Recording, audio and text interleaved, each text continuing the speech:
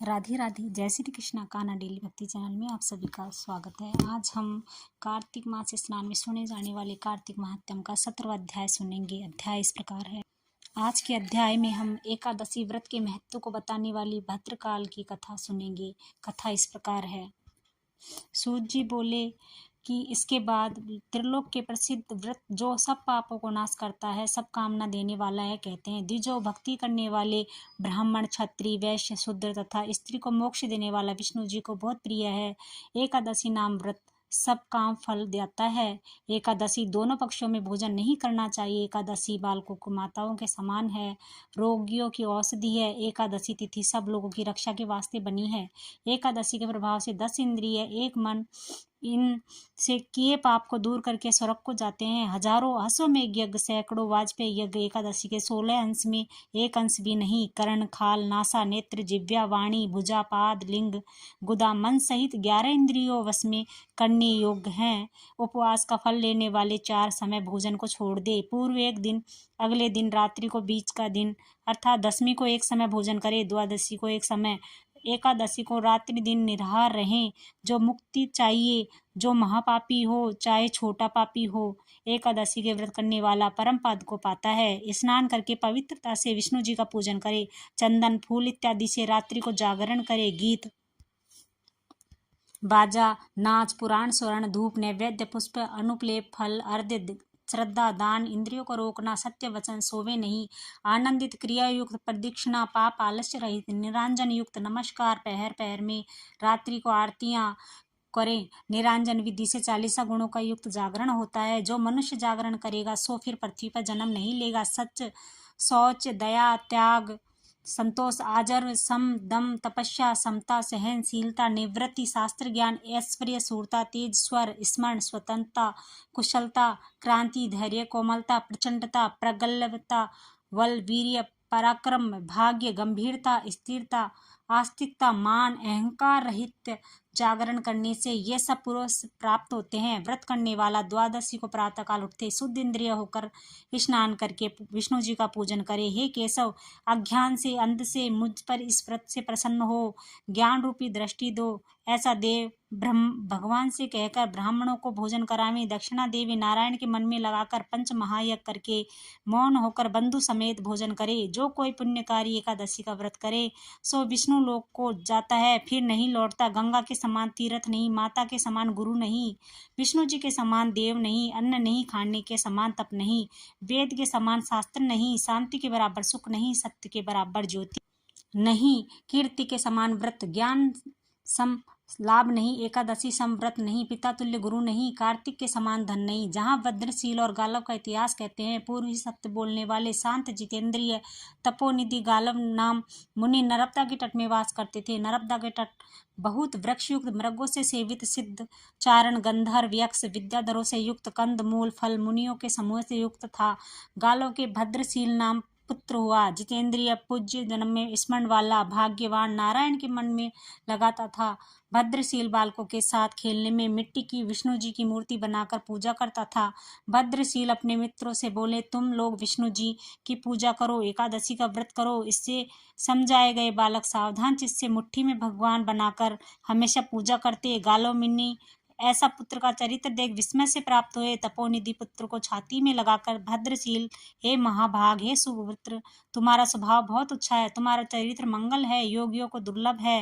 हे हरि, पूजा में रत, सब भूतों के हित में रत, एकादशी में रत, लोक के अनुग्रह में तत्पर, सुख दुख रहित व ममता रहित, विष्णु जी के ध्यान में परायण व तुम्हारी बहुत अच्छी बुद्धि कैसे उत्पन्न हुई सो मुझसे कहो। सूत जी बोले, भद्रशील ने पिता का वचन सुन के पहले जन्म का सब वृत्तांत कहा कि हे तात, हे महाभाग, मेरे पूर्व जन्म का वृत्तांत सुनो। सूत जी बोले, मुनियों में श्रेष्ठ गालव ऐसा वचन सुन के विस्मय प्रसन्न हो महाबुद्धिमान भद्रशील से बोले, हे महाभाग, पूर्व के तुम कौन हो? यमराज ने क्या कहा सो सब कहो।